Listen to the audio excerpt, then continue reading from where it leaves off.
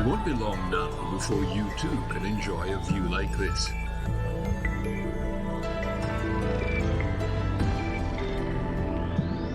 Economy or business class? There will be a variety of choices of carrier and cabin. The view will be spectacular.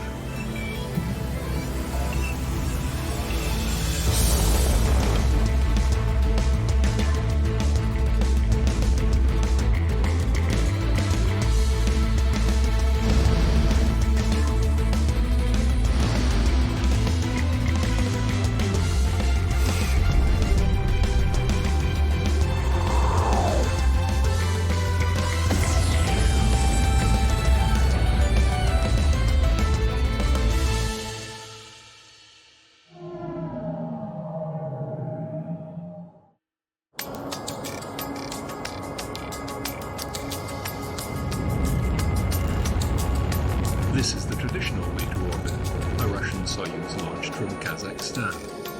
NASA has to pay in the area of $70 million per seat return trip, and prices are about to go up. Only the Chinese have an alternative launch system. Very shortly, there will be 2 carriers taking tourists into space on suborbital flights. Blue Origin will probably launch first with their capsule and reusable launcher.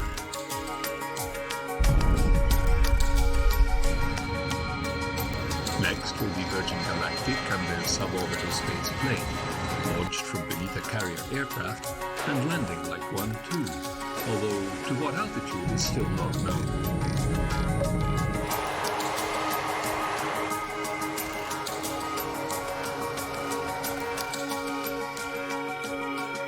Then you have America's return to space with its 2 commercial partners.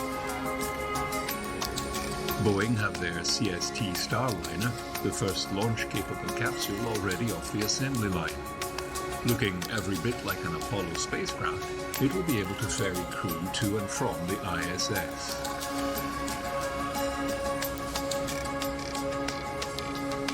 An unmanned test launch to the space station is imminent, and the crew has been picked to undertake the first few missions.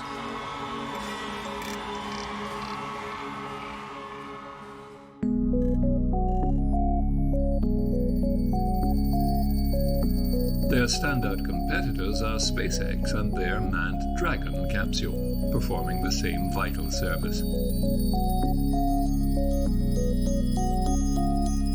They're hedging their bets in the tourist sector as well, with their BFR concept naming their first paying customer.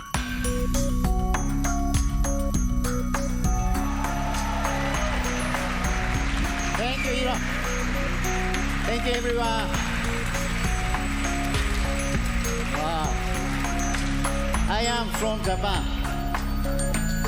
My name is Yusaku Maezawa. You can call me MZ, please.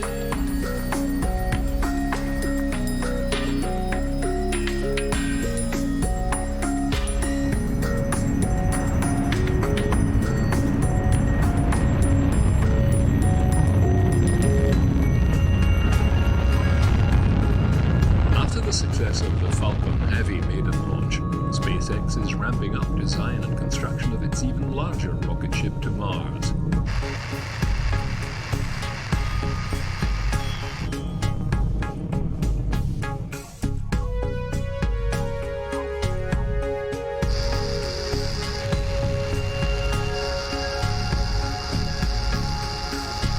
However, the 2 other commercial entities aren't resting on their launchers either. Jeff Bezos' Blue Origin has developed its VE-4 engine to power an orbital delivery system, and they have the US Air Force on board.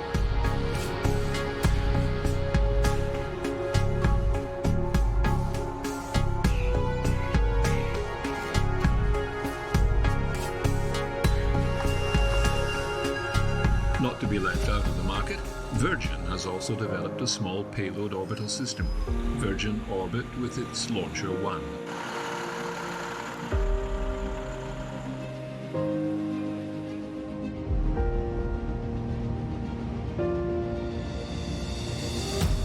Flown to 35,000 feet, slung beneath Cosmic Girl, a Virgin 747, the two-stage rocket can lift up to 500 kilograms into orbit and an inclination up to 120 degrees.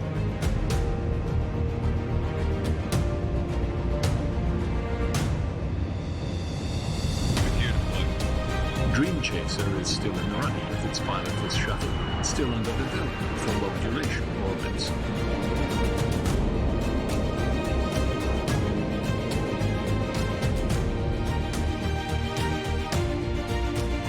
The late Microsoft founder Paul Allen's company Stratolaunch has unveiled the largest aircraft in the world, a scaled-up airborne launch platform with multiple payloads from the existing Pegasus rocket to a medium and heavy launch vehicle and a reusable spaceplane in the future.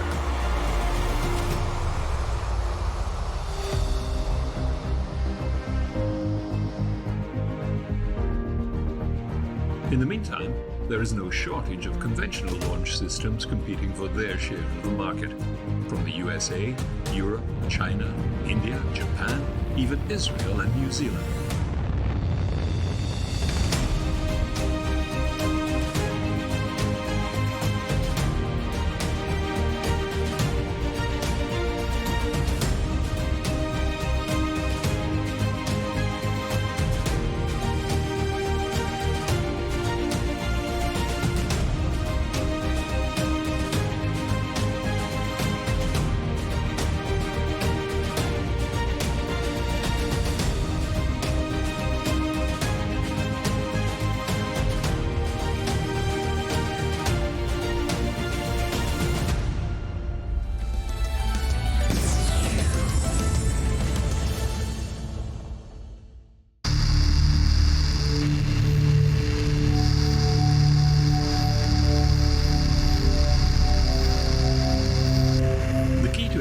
System is, of course, the engine.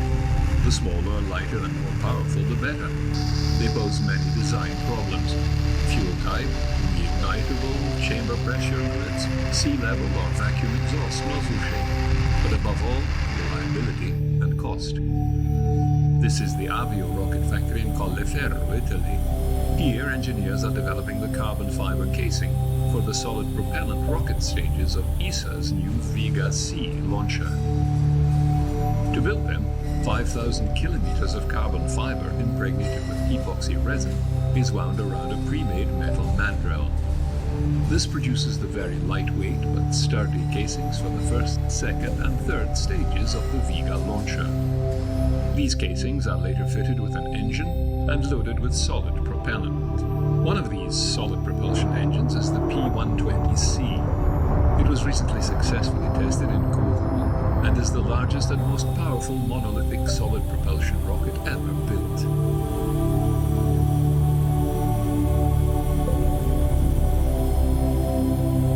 With this new rocket, ESA hopes to respond to launcher market demands. The agency is also looking for value for money. This new engine is designed with the latest immersive technology and leading-edge materials and processes.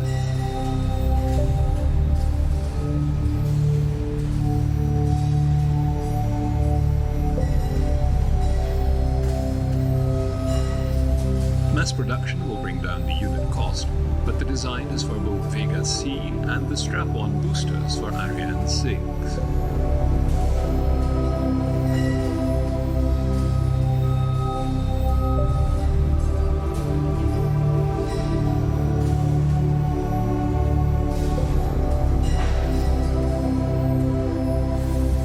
So certainly in the launcher sector, the competition is growing worldwide. But we believe that the European answer, the ESA answer with Vega-C and Ariane 6 is the right answer. In an aggressive manner, we are trying to make things more and more competitive. One of these examples is the joint solid rocket motor that we are developing across the two programs, the Vega-C and the Ariane 6, the P120C solid rocket motor that enables the possibility to harmonize resources and to have the same motor serving the Vega-C as a first stage as well as the Ariane 6 in both configuration as a strap-on boosters. So this is a very good answer to tackle the competitiveness aspect. With Vega C, the C stands for consolidation, ESA is further developing Vega. It will add increased performance to the flexibility of the current system without increasing the costs.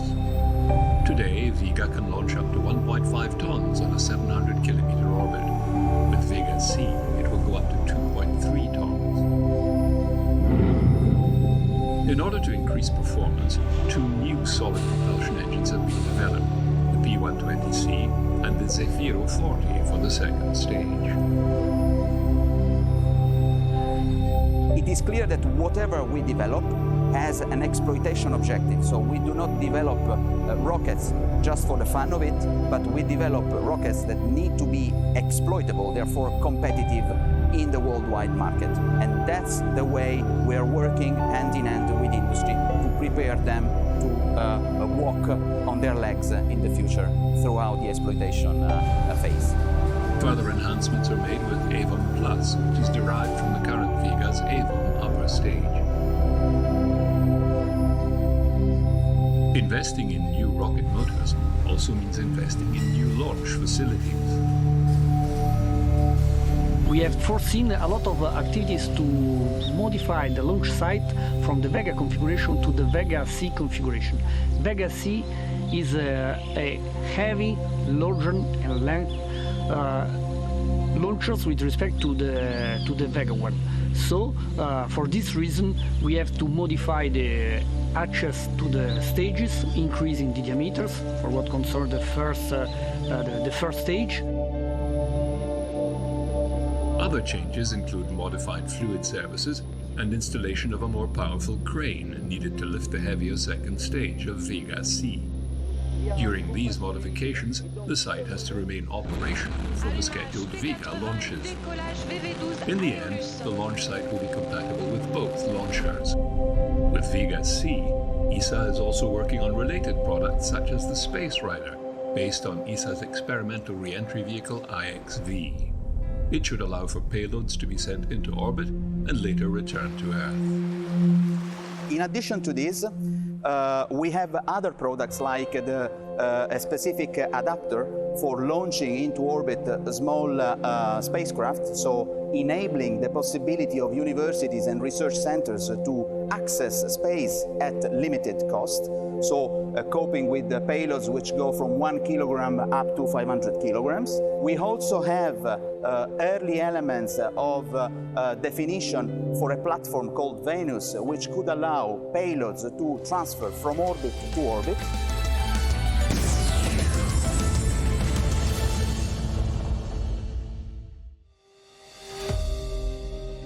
One unit which has been around for years and is still the Ferrari of rocket motors is the Space Shuttle main engine.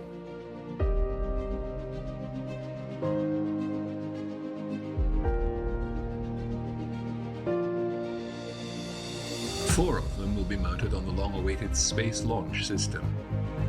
Reusing proven shuttle technology has saved time and money.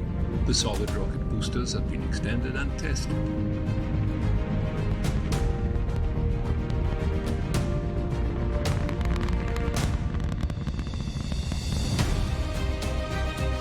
The Aerojet Rocketdyne RS-25 motors continue to roll off the assembly line.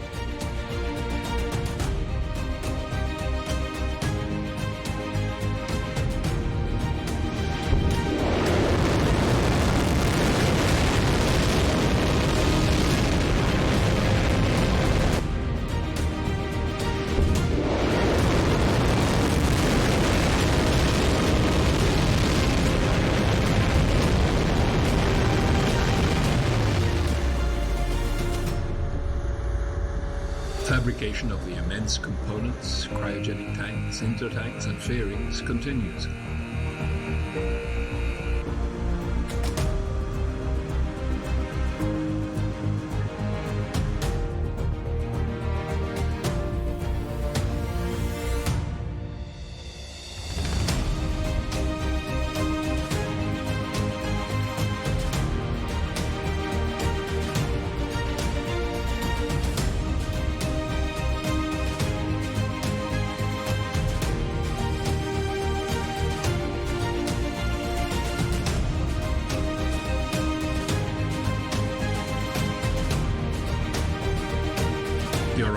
capsule has flown once, the second flight-ready capsule is being prepared for the grand show.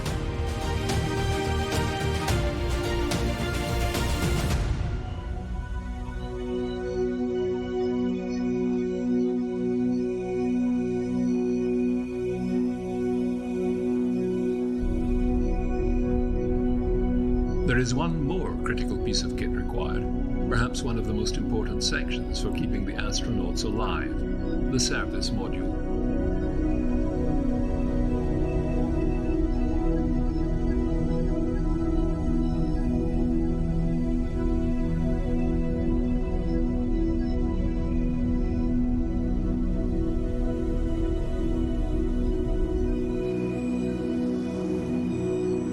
At Airbus in Europe, they have delivered the first flight-ready unit for the launch.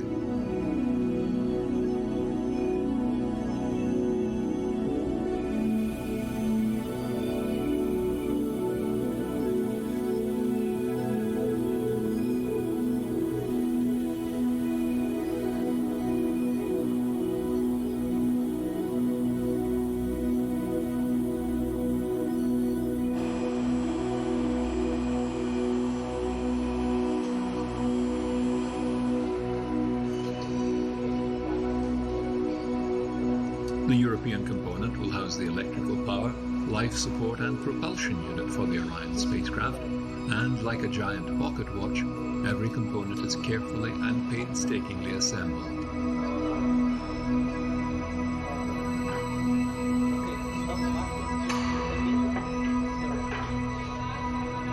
The European service module is part of an entire spacecraft built by an American company, Lockheed Martin, under the contract of NASA, and we are part of that. And of that spacecraft, NASA, Lockheed Martin is building. We are providing the European service module. We are providing the powerhouse of that entire spacecraft. That means we are providing the propulsion system, so the thrust to get into the dedicated orbit we would like to fly with the spacecraft. We are providing the air condition, I'm saying. That's the thermal control system of the entire spacecraft. We take care of the heat, which has been generated in the capsule, which has been generated out of several electronic components in the European service module as well. And we are making sure that that heat gets radiated into the outside of that spacecraft. On top of this, we are generating power. Our solar array wings are producing that power. We are conditioning that power and deliver that to the crew module and deliver that to the batteries which are located inside the crew. And finally, we are also providing what the astronaut need to have to live in that spacecraft. That's mainly water in terms of the consumables, and that's oxygen and nitrogen to generate the atmosphere in the crew module itself.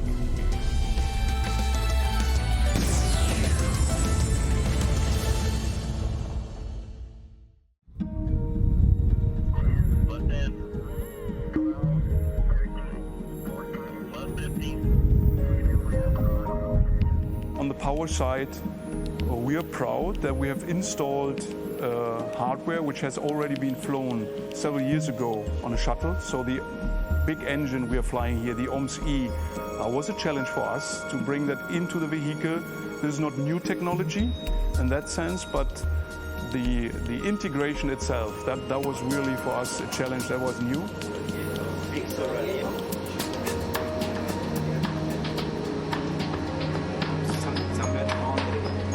We're preparing ourselves to be ready for the final integration with the rest of the vehicle, and then we are ready for a test campaign in the US, which is including several environmental tests, several functional tests. That lasts a couple of months, up to that point where the NASA team is handing over the spacecraft to GSDO, to the launch campaign, so that the vehicle can be put onto the launcher, and then we are ready for flight.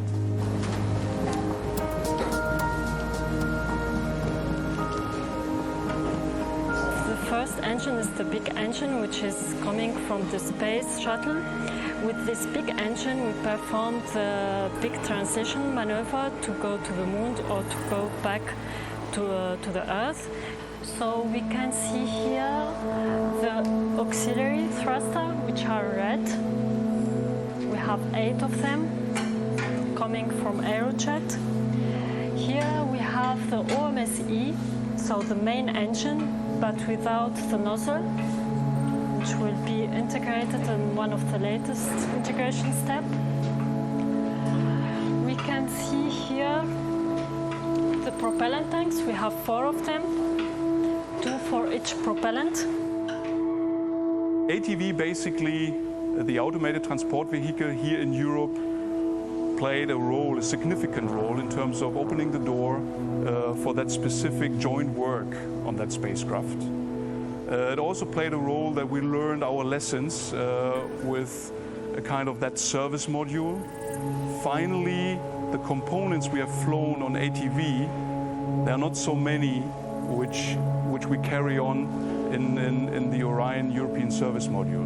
We have a couple of them, mainly auxiliary thrusters, yes, on the RCS thrusters, and also a couple of tanks like our pressure tanks, but there are not just a few items which we carry on from ATV into the European Service Module design. The difficulty here for the human spaceflight is the change of mindset. So to think that we are here in this space mission, we are flying human, and it's not like a rocket which is only flying with a satellite. Therefore, we are putting more effort on the safety aspect. We have a lot of redundancy.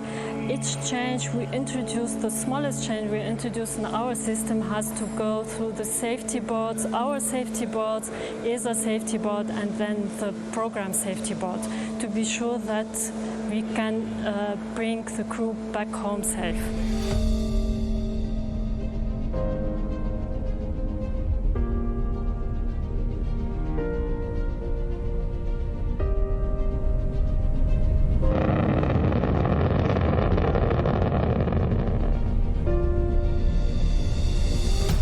With Orion and the service module certified, the sky won't be the limit.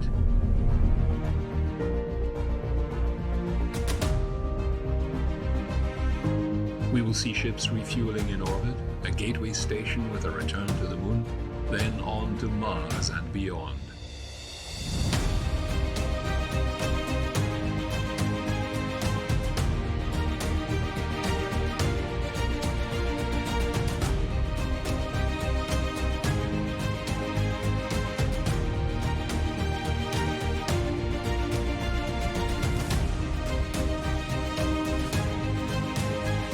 Opening space to industry and exploration, spaceflight will become the norm rather than the exception. Mining and manufacturing in orbit, power production, and habitats.